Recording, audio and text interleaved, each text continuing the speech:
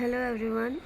बहुत सारी डीएफ्स जो हैं उन्हें बहुत ज़्यादा लेज़ी, थकावट, एकदम लिथार्जी वाला फीलिंग हो सकता है, या बहुत ज़्यादा मतलब इंटेंस एक अलग ही थकावट के साथ साथ एक शांत रहने का मन कर रहा होगा, है ना। ये बहुत ज़्यादा मतलब चेंजेस हो रहे हैं, इंटेंस एकदम बहुत डीप लेवल पे, और शिफ्ट भी हो रही है एनर्जी में।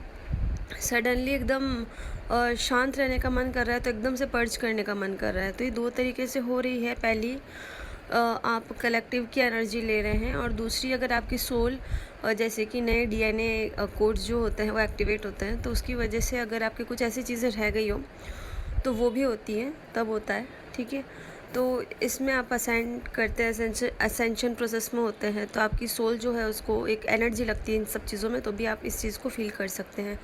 और नए कोड्स जब आपकी बॉडी में जा रहे होते हैं तो आपको रेस्ट की ज़रूरत होती है। ठीक है, तीसरी चीज़, बहुत ज़्यादा डीएफ्स के साथ ये हो रही होंगी अभी, जो फैमिली फॉल्स प्रोजेक्शन होता है। पहले एक कुछ टाइम पहले फादर साइड का जो फॉल्स प्रोजेक्शन था मैंने उसके बारे में बात की थी। अब फैमिली फॉल्स प्रोजेक्शन की बात कर रही हूँ, जिसमें फैमिली खुद आपको अब्यूज़ कर रही है प्यार के नाम पे। कुछ भी करना, इलॉजिकल कोई मतलब नहीं, बस कुछ भी।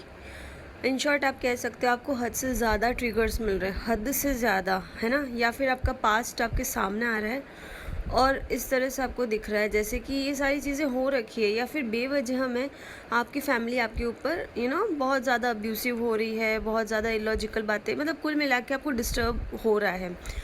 तो एक्चुअली इस लाइफ से नहीं है, क्योंकि डीएनए कोड एक्टिव होते हैं, आपकी बॉडी में जाते हैं, तो जो भी वो जो डीएनए में जो वुंड्स होते हैं वो भी सारे सामने आते हैं। ज़रूरी नहीं है वो इस लाइफ से भी हो। ठीक है, आपको ज़रूरी नहीं ट्रिगर मिल के आपको ऐसा लगे कि ये सारी चीज़ें तो मुझ में भी है ही नहीं, फिर मुझे किस चीज़ का ट्रिगर मिल रहा है इतना ज़्यादा। लेकिन एक्चुअली वो आपके पास्ट लाइफ वुंड्स जो हैं, जिससे आपका डीएनए बहुत ज़्यादा वुंडेड है, जिसका जितना ज़्यादा डीएनए वुंडेड हो रहा होगा उतना ज़्यादा उन्हें सामने ट्रिगर्स और ये सारी चीज़ें मिल रही होंगी। प्यार के नाम पे आपको बहुत ही ज़्यादा अब्यूज़ सहना पड़ सकता है या पड़ रहा होगा। ठीक है, तो सिर्फ एक सजेशन है, आप अपने आप को शांत रखें।